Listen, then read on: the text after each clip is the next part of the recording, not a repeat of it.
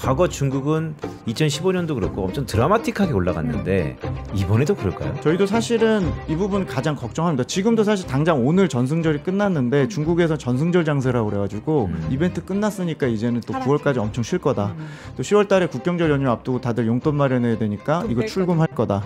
뭐 이거 그냥 반복되는 패턴이고 중국은 또 이게 만약에 버블이었다면 지나고 보니 또 한 4년, 5년 쉴 수도 있다.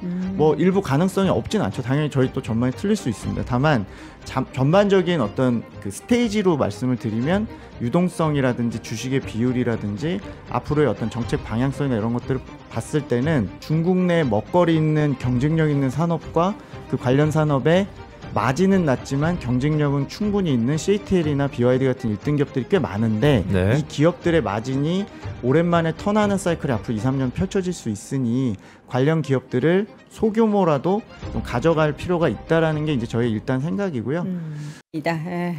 더 먹고 싶은데 더 먹으면은 이제 글로벌 인터뷰 진행 못할까봐 일단은 제가 끊었습니다. 여기 옆에 피자 냄새가 폴폴 나게 일단 저는 맛있어요. 근데 아침에 제가 이렇게 먹는 거 나올 때마다 기뻐할 수밖에 없는 게 공복으로 오잖아요. 그러니까 얼마나 행복하겠어요. 예, 찐으로 먹는 기쁨을 누릴 수 있게 해준 우리 3프로아들에게 저는 정말 늘 감사하다라는 말씀 드리겠고요. 여러분들 감사할 일 하나 더 있습니다. 우리 탐리의 방한, 그리고 항상 저희가 이제 다른 곳에서는 탐리를 만날 수가 없어요. 왜냐하면 3프로TV 익스클루시브하게 저희가 딱 계약을 해가지고 저희한테만, 우리 3프로 식구들한테만 이렇게 이제 딱 정보를 줄 수 있게 계약을 체결했어요. 독점 계약이라는 거죠. 예, 동점. 이런 뭐 반독점 소송 이런 거 할 수도 없습니다. 예, 독점 계약으로 저희가 탐리의 타크 콘서트를 준비를 하고 있는 거 알고 계시죠? 그래서 선착순으로 무료로 여러분을 초대했는데 이미 하나증권의 그 대강당이 다 꽉 찰 정도로 마감이 됐고요. 요거는 저희가 이제 녹화본을 만들 거긴 한데 그냥 공개 드릴 수는 없고 GIN에 지금 가입하신 분들은 모두 함께 이 토크 콘서트 직접 방문하지 않으셔도 요 내용을 확인을 해보실 수가 있습니다. 자, 이어서는 글로벌 인터뷰 함께 하겠습니다. 빈센님 어서 오세요. 네, 안녕하세요. 빈센트입니다. 네. 비 밖에 지금 아직도 내리나요? 네, 하늘이 뚫렸습니다. 하늘이 뚫릴 정도로 많이 와요? 지역마다 약간 차이가 있는데 네. 저희 집에서 88을 살 때 좀 뚫리더니 네. 여의도 오니까 약간 소강 상태. 아, 약간 동쪽은 조금 많이 오는군요. 좀 오기. 그러면 남양주인 저희 집은 약간 좀 폭우가 내리고 있을 것 같은데. 그럴 가능성이 있어요. 어쨌든 비 피해는 없었으면 좋겠고 가을에 이렇게 단비가 됐으면 좋겠고 특히나 지금 강릉 지역은 비가 심하죠, 안 와가지고 강원도로. 난리라고 하는데 강원도 지역에 좀 비가 많이 왔으면 좋겠습니다.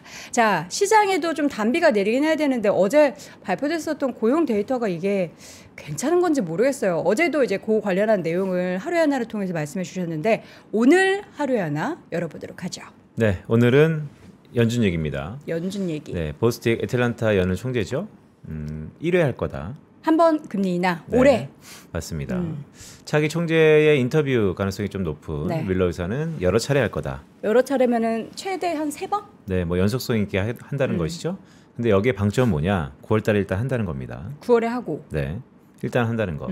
네, 말씀드렸던 것처럼 제가 어저께였을까요?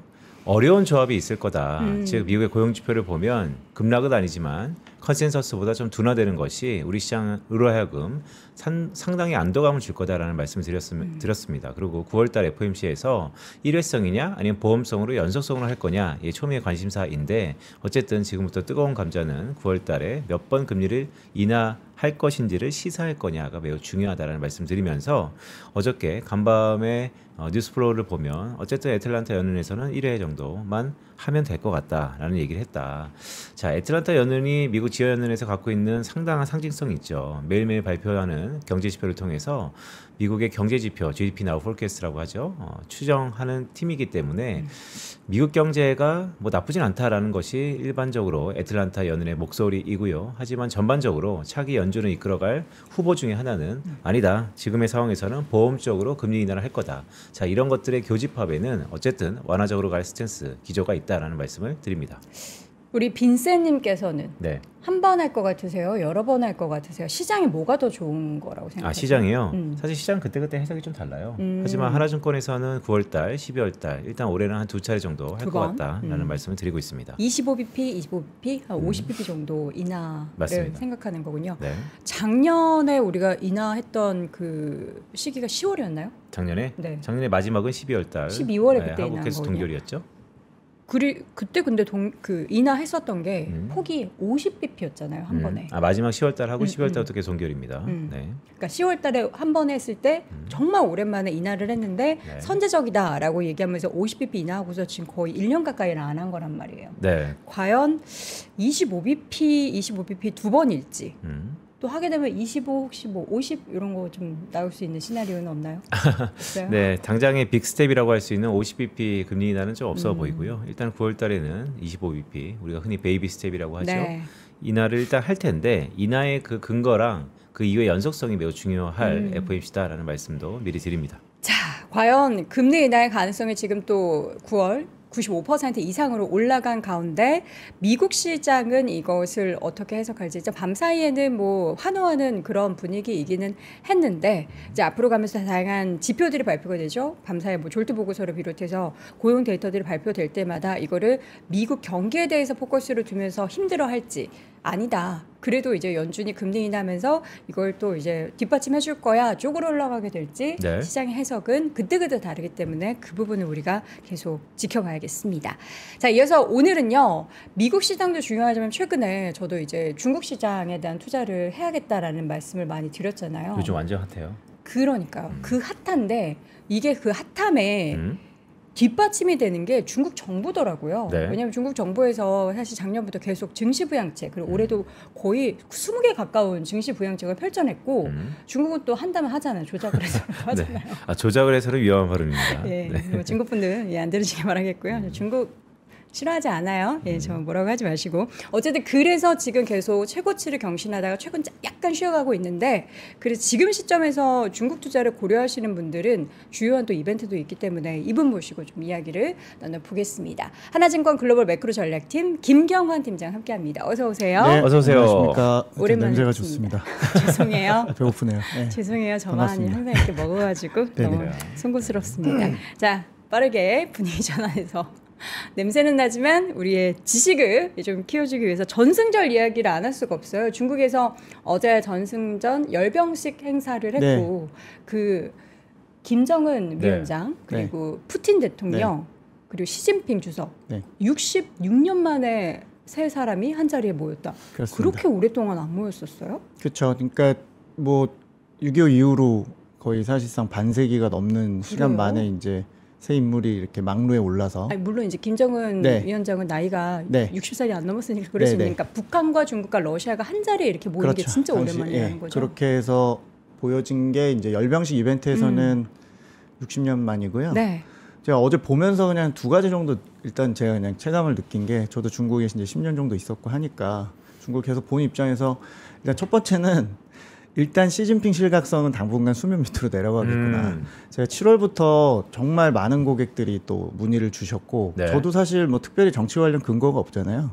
근데 이제 워낙 또 확신을 가진 언론 보도도 있었고 해서 당분간 수면 밑으로 내려가고 또 좀 지나면 또 레임덕설, 건강 이상설, 사기 연임설, 조기 퇴진설 여러 가지가 나올 것 같긴 하지만 어쨌건 그 관련된 리스크는 좀 낮아진 것 같고 두 번째는 제가 한 3년 전쯤에 시진핑 주석이 지금 13년째 하고 있는데 3기 들어갈 때 3년 전이죠. 그때 이제 어떤 인물들이 그 주변에 상무위원을 하느냐 해갖고 조금 저는 이제 개인적으로 좀 충격을 받았던 게 제가 되게 모르는 분들이 8명이 줄줄이 나와가지고 이제 완전히 그냥 시진핑 1인 체제로 굳혀가는구나를 볼 때 좀 충격을 받았던 게 좀 있고 어제 이제 두 번째로 전승절 자체가 이제 뭐 어쨌건 대한민국 국민 입장에서 앞으로 주변국들이 좀 피곤해지겠다. 또 미중 관계도 굉장히 좀 복잡해지겠구나라는 거를 이제 어제 그 세 명의 막루에서 모습을 좀 보면서 좀 복합적인 생각을 좀 갖게 됐던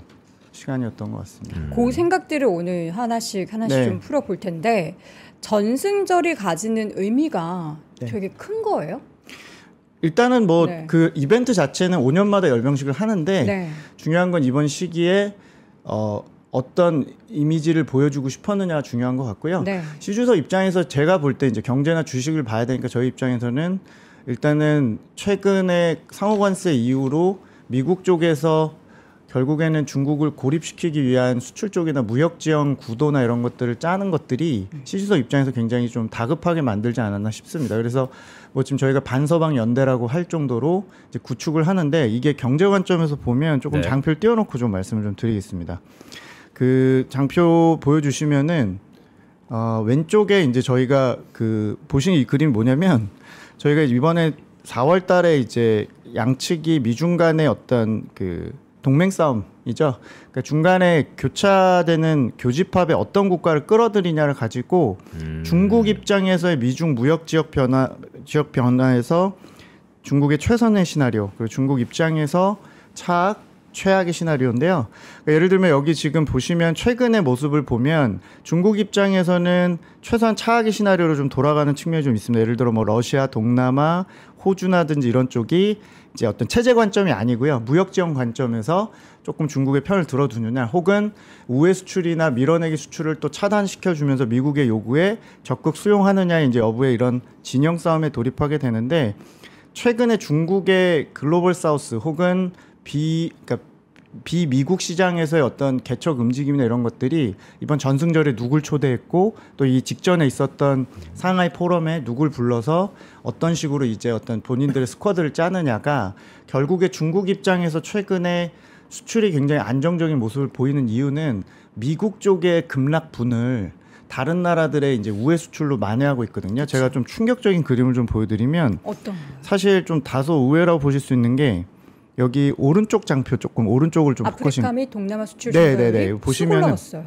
제일 놀라운 건 아프리카입니다. 아프리카로 뭘 수출해요? 그러니까 중국 기업들이 대단한 게 관세가 안 매겨진 쪽만 찾고 다니는데 또 마침 그쪽에 생산 시설이 있다는 것 자체가 되게 신기하고요. 최근에 중국이 한 3개월 동안 수출이 굉장히 지표가 잘 나오고 있는데 네. 거기서 나오는 기여의 20에서 30%가 기존의 동남아 제외하고요. 동남아는 베트남 쪽 이런 쪽을 쪽에서 이제 우회 수출하고 계신 건 이미 잘 아시지만 최근에 중국의 아프리카 수출이 급증했고, 그러니까 중국의 아프리카 수출 그리고 이제 아프리카 쪽에서 미국으로 들어가는 그러니까 미국의 수입도 아프리카 쪽에서 굉장히 급증하고 있습니다. 조선, 배터리, 뭐 다양한 이제 장비들이 들어가고 있는데요.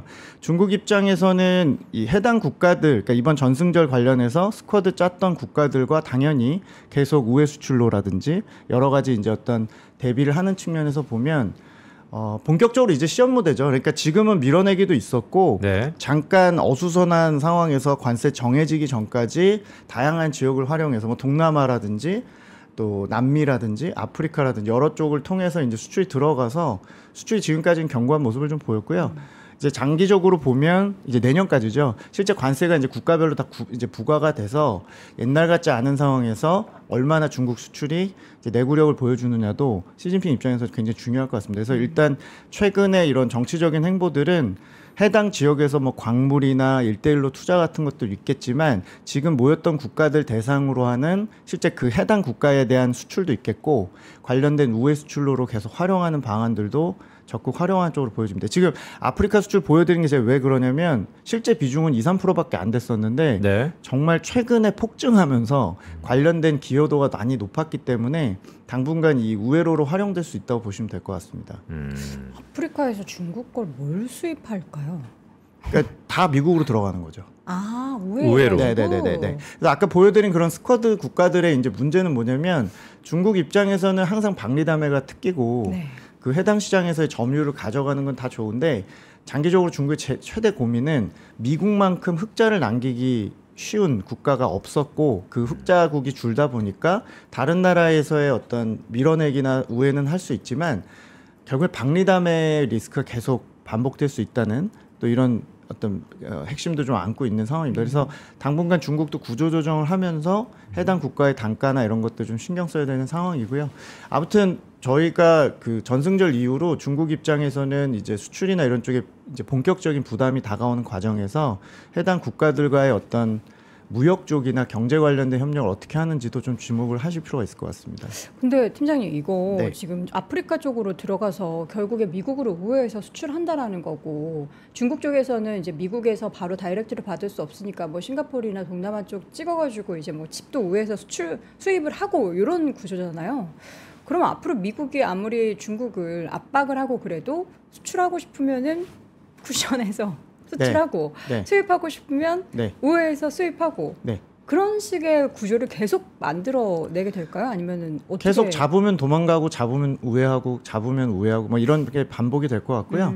다만 이제 기본적으로는 이제 비용이나 여러 가지 이제 효율성이 떨어지는 부분이기 때문에 계속 피하기는 어려울 겁니다. 그러니까 결국엔 중국도 협상이 필요하고 네. 이번 전승절 이후에 사실은 미중 관계 측면에서 보면 좀 불편한 측면이 좀 커졌고 마침 어제도 펜타닐 관련해서 백악관에서 이제 중국 화학 업체들을 또 제재를 하면서 네. 어제 어떻게 보면 트럼프 대통령이 가장 흥분되면서도 좀 긁힌 부분도 있을 수 있고 조금 의식은 됐을 거라고 보여져요. 그래서 뭐 어쨌건 푸틴도 친구고 김정은도 친구고 다 친구라고 하고 있으니까 기본적으로 이제 미국 쪽에서의 대응도 굉장히 좀 자극적으로 바뀔 가능성이 있고 그래서 그 부분이 이제 이번 10월까지 화두라고 좀 생각을 갖고 있고요.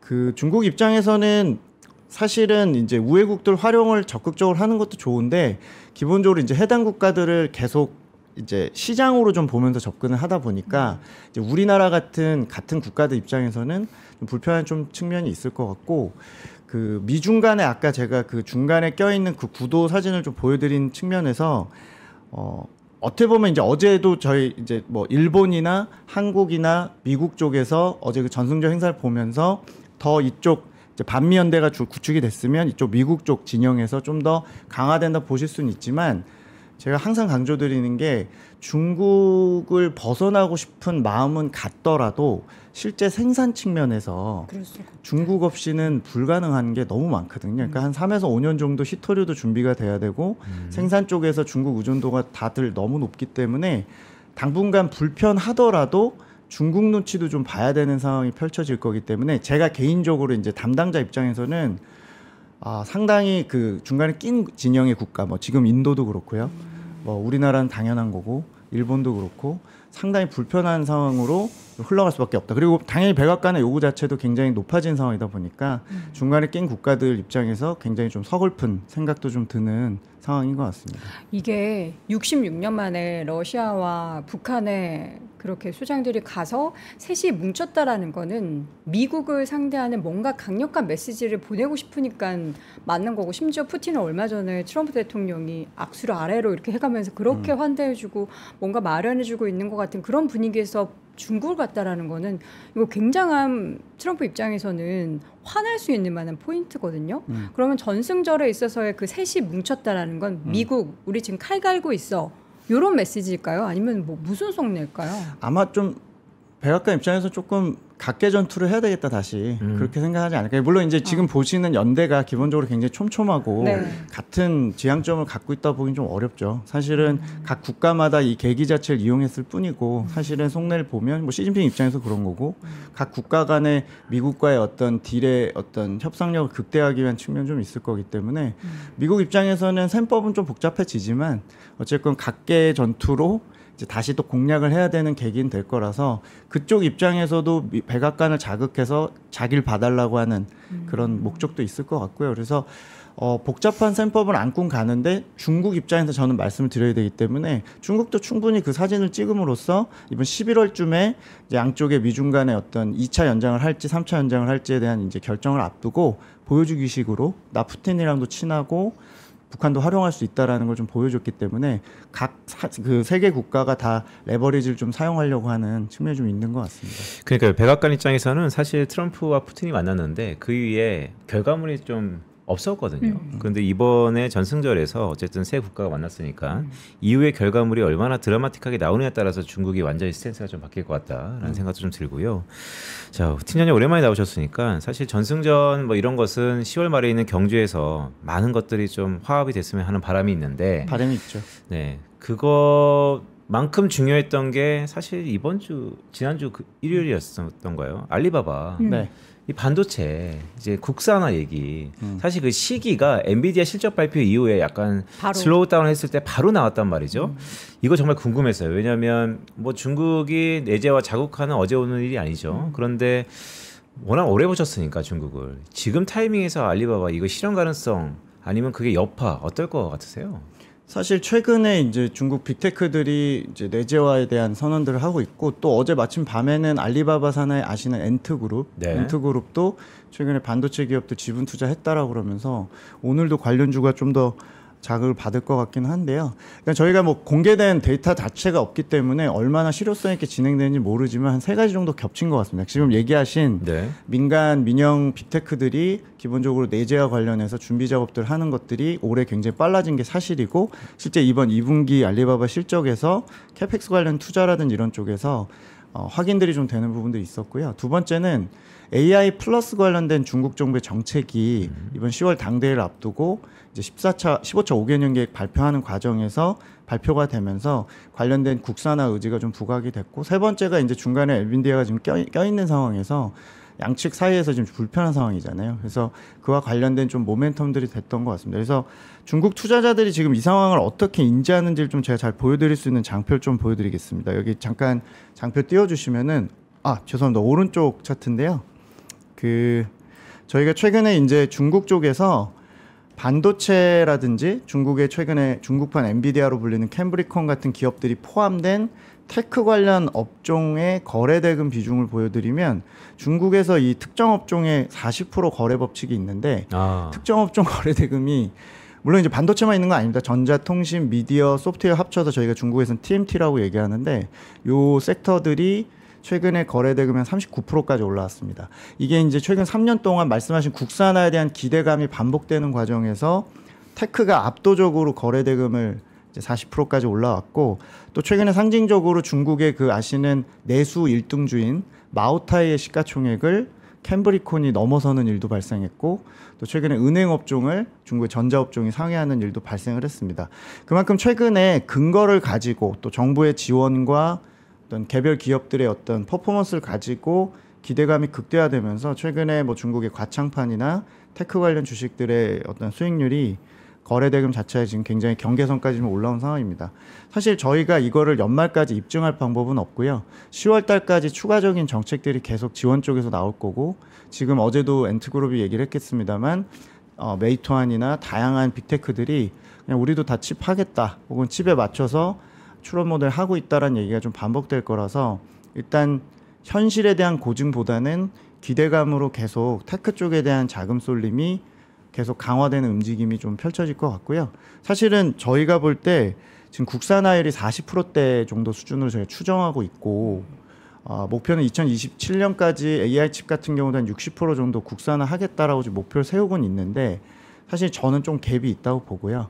결국에는 이 국산화 관련 기대감이 장기적으로 한 2년 정도 반복이 될 거고 결국에는 미중 간의 합의에 따라서 지금 중간에 껴있는 엔비디아 역시도 엔비디아 칩을 안 쓸 수는 없는 상황이죠. 지금 비축만 했을 뿐이고 결국엔 내년에 생산을 받아서 중국도 국산화를 더 끌어올리기 위한 그 시간 벌기를 해야 되기 때문에 결론적으로는 연말에 미국 쪽의 칩 업체들의 중국에 대한 부담들은 좀 완화될 걸로 보고요.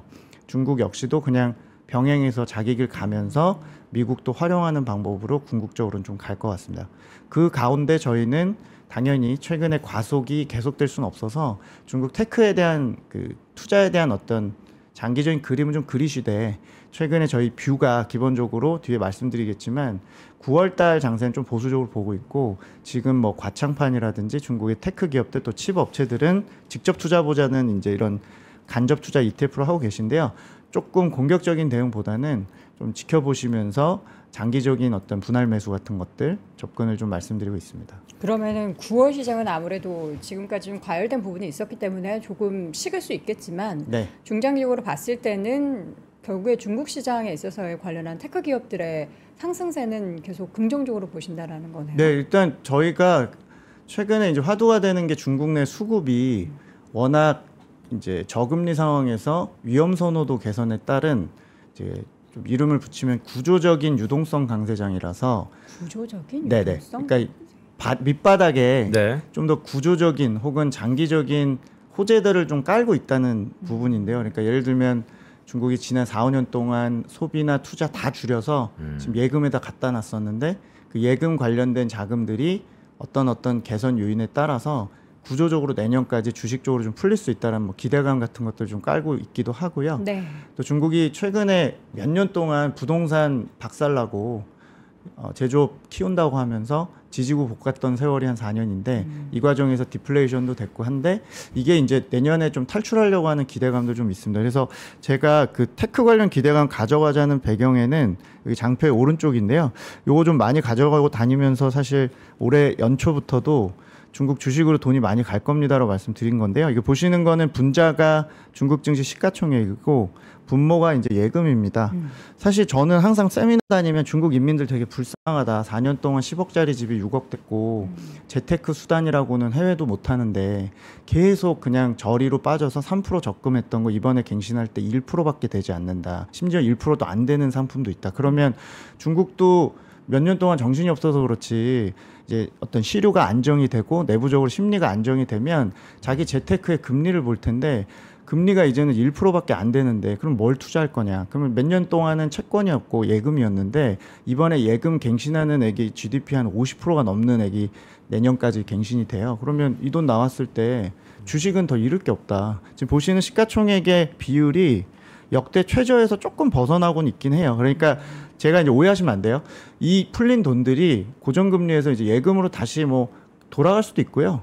결국에는 위험 선호도가 되게 중요한 상황인데 지금 단기 경기 등락이나 이익 가지고 지금 중국 돈이 움직이는 게 아니고 위험 선호도가 여러 가지 측면에서 개선이 지금 돼 있는데 자금들이 주식으로 계속 꾸준히 이제 들어온다는 거고 중국 인민들이 이제 짠했다고 제가 말씀드린 거는 주식 자체가 없었고 주식을 한 4, 5년째 거의 못하다시피 했으니 주식 관련된 포지션을 지금 내년까지 늘릴 수 있기 때문에 테크가 됐건 그게 제약바이오가 됐건 중국의 방산이 됐건 중국의 시클리컬이 됐건 주식을 어떻게든 하겠다는 심리만 연결이 되면 주식으로 들어올 수 있는 자금 풀은 중국 내에서도 역대급으로 제일 많고 지금 중국 그 어떤 주변국들 저희 뭐 대한민국 포함한 신흥국에서도 주식에서 제일 유리한 국가긴 하다. 그러니까 자기네 돈으로 자기네들이 이 증시를. 어떤 위로받고 싶은 마음을 재테크를 증시를 가지고 하겠다는 거고요. 물론 여기서 너무 이제 어떤 저희가 검증해야 될 것들이 생기겠죠. 지금까지 중국의 장세는 저렇게 돈이 넘어오는 시작점에 있고 중국은 이제 디플레이션에서 내년에 혹은 리플레이션으로 좀 넘어가려고 이제 기대감을 좀 가져가는 거니까 지금 중국 주식시장이 뜨거웠던 이유는 경기가 좋아지거나 수요 부양책이 셌거나 미중 관계가 좋아졌기 때문에만을 반영하는 건 아니고요. 대내로 좋아진 상황인데 마침 유동성이 굉장히 좋기 때문에 그 자금 이동에 대한 부분들을 지금 반영을 좀 하고 있습니다. 최우선 순위로 아마 테크 주식에 대한 꿈들은 내년에도 아마 중국 인민들이 꿔가겠죠. 근데 문제는 이 과정에서의 뭐 엔비디아의 어떤 존재감이나 또 정부 정책의 실효성에 대한 의심들이 있을 거기 때문에 장기적인 관점에서는 중국 테크에 대한 생태계는 투자하실 만하다. 다만 최근 속도는 유지되기는 어렵다. 이렇게 생각을 좀 갖고 있습니다. 최근에 이제 급격하게 시장이 갑자기 또 상승을 했고 그에 네. 따른 뭐 쉬어가면 당연한 상황이지만 방금 전에 보여주셨던 그 예금 대비 시가총액 추이 이 차트가 그러니까 이제 막 그 인민들의 자금들이 예금에서 빠져나와서 일부 중국 시장에 들어온 거고 극히 일부죠. 네, 근데 맞습니다. 그러한 심리가 그러니까 중국 분들이 이제 만약에 예금 가지고 있는 거 나 이제 더 이상 안 하고 주식으로 넘어오겠다라는 그런 심리에 뭔가 이렇게 촉발을 할 만한 트리거가 될 만한 뭐 그런 거를 뭐 정부에서 정책으로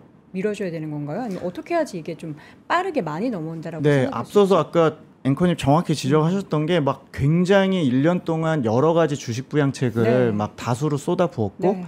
또 밸류업 정책 얘기도 했고 중국도 이제 주식이 없다 보니까 기관하고 개인한테 주식을 이제 하도록 종용하려고 네. 기업들에게는 주주 환원을 강제했고 그리고 뭐 인민들 입장에서 주식이 없었으니까 이제 심리가 누적돼서 가랑비에 옷 젖듯이 1년 동안 그 심리들이 좀 작용은 했는데요. 근데 좀 더 밑바닥에 깔고 있는 지금 안심이랄까 혹은 좋아진 심리를 반영한 측면은 뭐가 있냐면 첫 번째는 부동산 관련된 충격들이 일단 4년 만에 더 마이너스 성장 기여로 가진 않겠다. 그러니까 지금 부동산의 어떤 시류 자체가 건설이 좋거나 뭐 그런 건 아니지만 바닥에 좀 왔다는 측면이 하나가 있고, 두 번째는 작년부터 중국이 또 타이밍적으로 좋았던 게 뭐 저희가 아시는 딥시크도 있었고 지금 중국이 주도하는 전기차도 있고, 그러니까 마진은 안 나오고 우리가 수익성을 확인할 수는 없는데 우리가 미국의 독점을 깰 수 있는 어떤 근거의 균열의 어떤 클로드를 찾았다. 혹은 산업이 우리가 몇 년 동안 제조업 쪽이나 기술에 집중한 것들이 바보짓한 건 아니구나. 우리가 산업단에서는 성과들이 일부 확인되다 보니까 그런 쪽에 누적된 자신감도 좀 있는 것 같고요. 그리고 무엇보다 여기서 트리거가 된 건 트럼프 대통령인 것 같아요. 아, 그래요? 그러니까 지금 어쨌건 타코 트레이딩이 성행을 했었고 글로벌리 지금 경기가 좋아서 주식이 간다고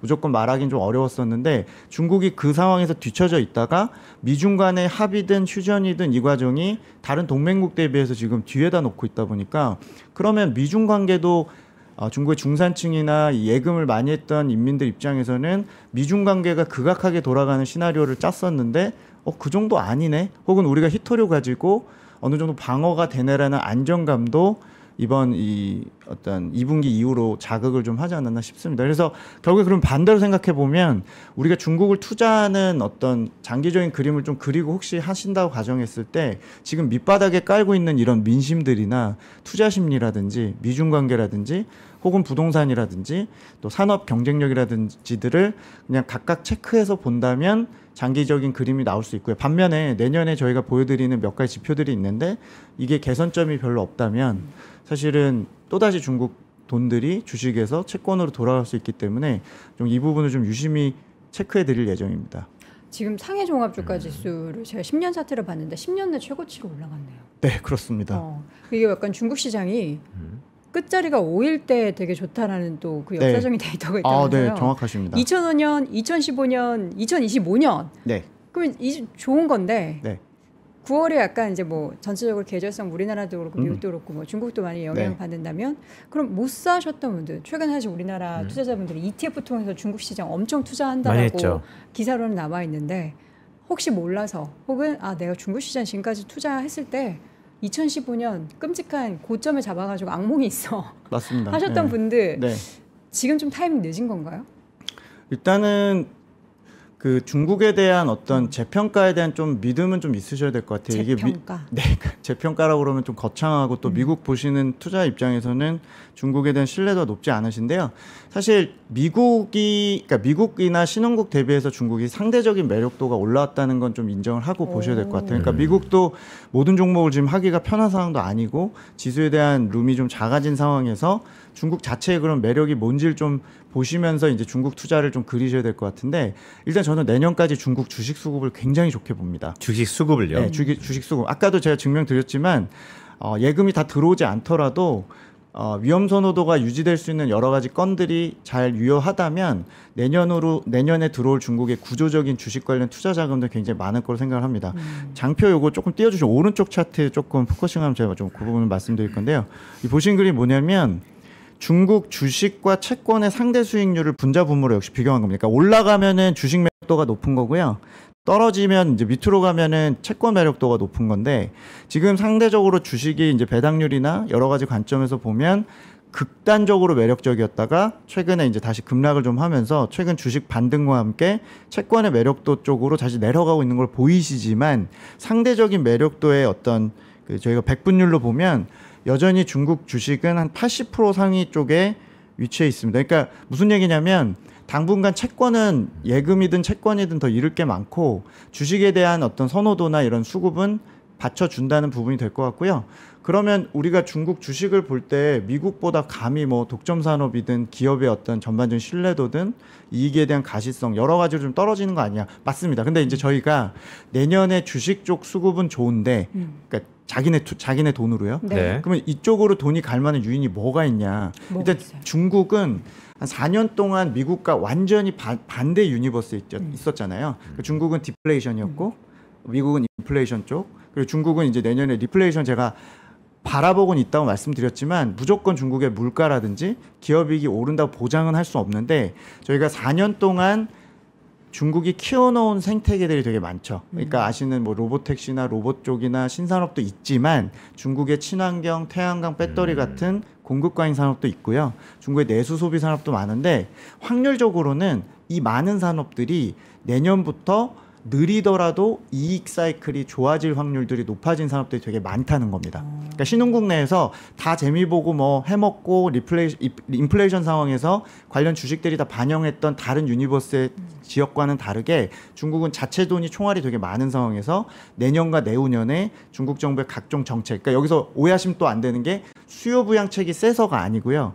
공급을 줄인다든지 구조조정을 한다든지 상위 기업이 적자 생존하게끔 정부 정책을 만든다든지 등등을 통해서 ROE라는 수익성 지표가 무려 5년 차 만에 돌아설 수 있는 확률이 높은 산업이 되게 많다는 겁니다. 그러니까 무작정 중국이 로보택시 잘하고 로봇 잘하고 피지컬 AI는 중국이겠지라는 생태계 투자만을 말씀드리는 게 아니고요.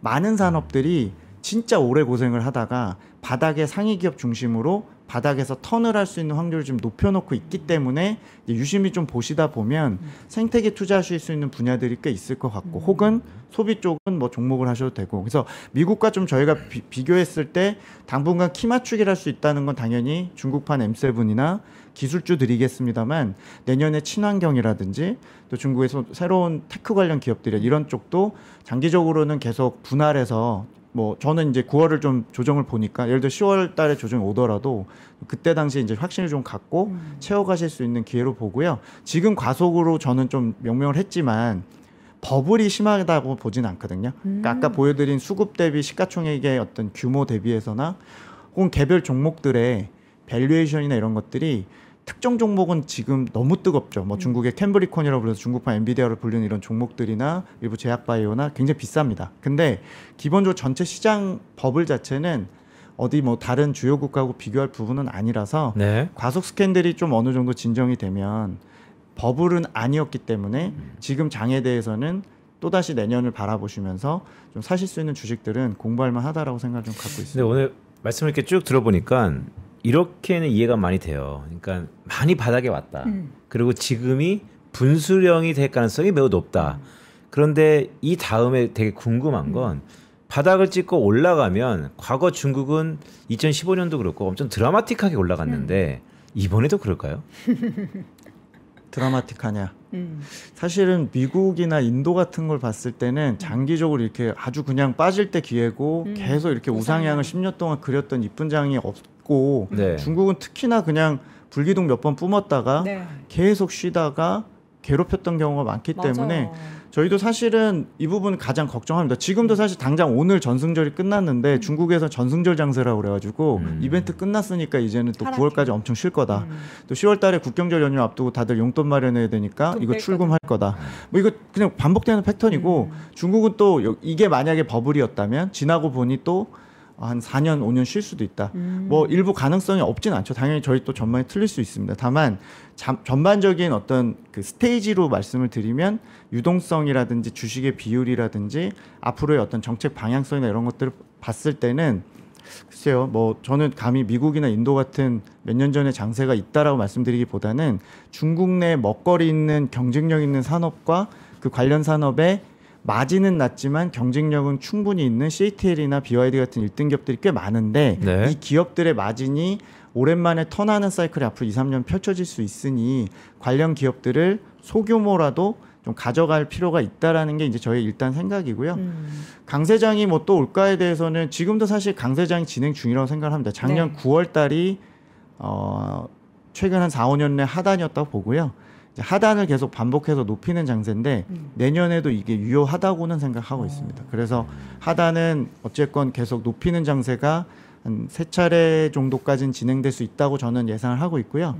의외로 지금 보시는 우리가 알고 있는 중국의 팜마트 같은 소비 혹은 최근에 테크주 혹은 중국의 기술주, 항생테크 다 좋은데요. 사실 그런 주식들 외에도 중국의 제조기업들이나 중국의 이런 경기민감 업종들도 내년에 움직일 것들이 꽤 많이 있다고 생각을 합니다. 그래서 소외업종들의 순환매가 있을 수 있으니 지수를 살 수 있는 특정 시점도 저희가 좀 내년 연간 전망 앞두고 말씀드릴 거고요.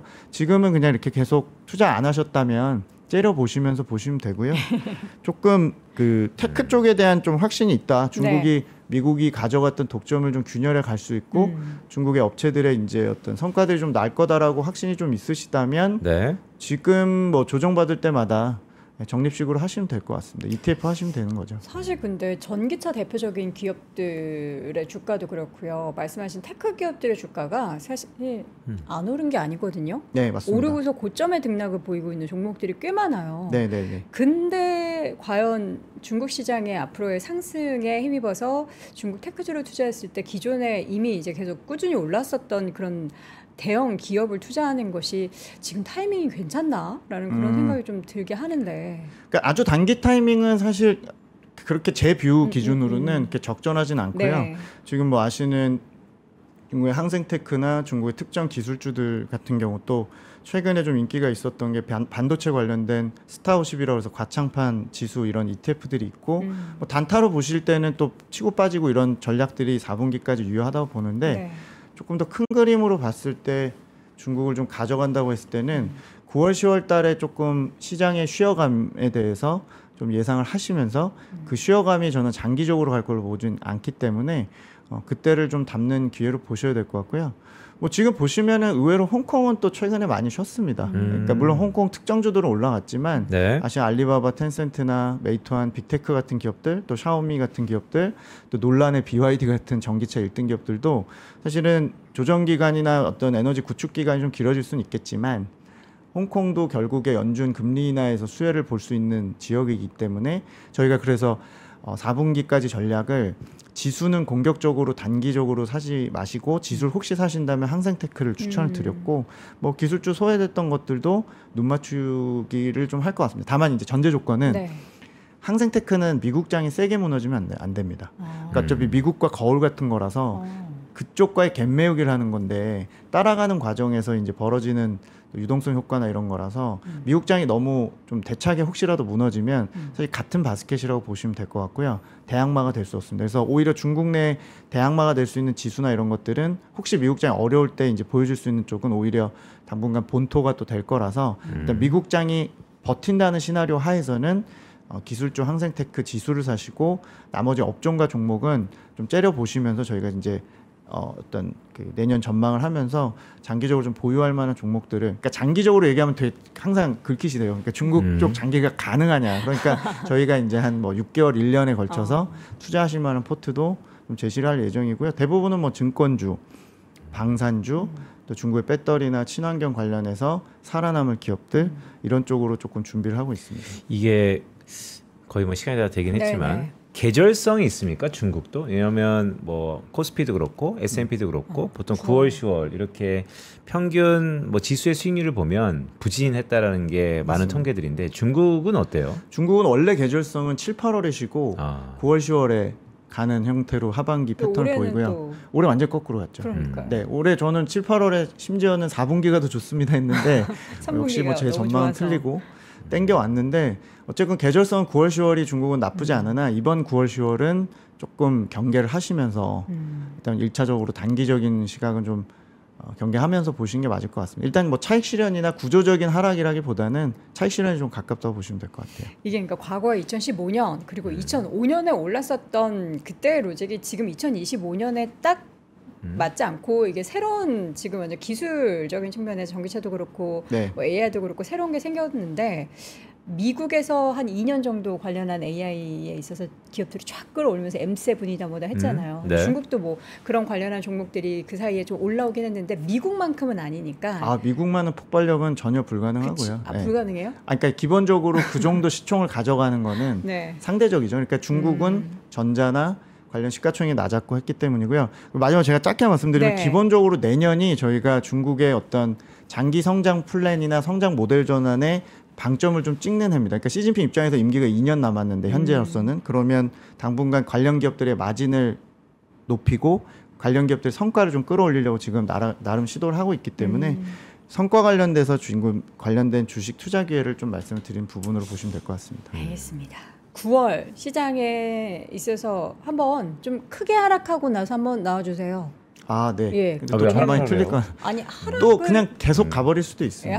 유동성이 그래요? 좋아서. 네. 그러면은 그럼 와서 이제 또 이거 지금 사죄해야죠. 빨리 잡아야겠다 싶은 그런 그치. 시기가 오면은 몇 달째 계속 예, 연락을 잡기만 주세요. 기다리시라고 하고. 네. 네, 바로 저희가 그 말씀드리고. 타이밍 잡는 게 제일 어렵잖아요. 네. 네, 그래서 중국 시장 관련해서 많은 투자자분들이 지금 ETF 통해서 엄청나게 들어오고 있는데 이거 내가 너무 끝물에 잡은 게 그럴 아닌가라는 수 있지. 걱정하실 그렇죠. 수 있거든요. 그럴 때 이제 우리 또 팀장님 이야기 들으면 마음의 안심을 사실 수 있으니까 자주 좀 모시도록 하겠습니다. 자, 오늘 글로벌 인터뷰 하나증권 글로벌 매크로 전략팀 김경환 팀장 함께했습니다. 고맙습니다. 감사합니다. 자, 오늘도 월스트리트 모닝 브리핑 함께 하셨습니다. 미국 시장 이야기도 좋지만 우리는 이제 자산 배분이라는 관점에 있어서 네. 우리나라 뭐 미국 그리고 중국 뭐 여러분들이 작년에는 인도 투자도 꽤 많이 하셨었잖아요. 다 봐야 됩니다. 우리는 글로벌화된 사람이 돼야 되니까 여러분이 궁금한 국가들이 또 있으시면 올려주시면 저희가 관련한 애널리스트 모셔서 또 자세한 이야기 이 시간을 통해서 전달 또 드리겠습니다. 있잖아요. 사실 투자는 감정을 배제해야 돼요. 그게 어떻게 돼요? 안 됩니까? 전 로봇이 아니란 말이에요. 감정을 네. 배제하고 투자하려면은 음. 어떻게 우리 빈센님을 그냥 따라하면 돼요? 뭐 빈센이 항상 약간 AI 느낌으로. 마음가짐이 그럴 수 있다. 네, 알겠습니다. 감정을 배제하고 투자하려고 노력하지만 월모부는 제가 너무 감정적이라서 여러분들이 아무 잘 안 되실 것 같아요. 알겠습니다. 내일 이 시간에 감정 조금 누르고 돌아오도록 할게요. 내일 오전 6시에 돌아오겠습니다. 여러분 오늘도 고맙습니다. 고맙습니다.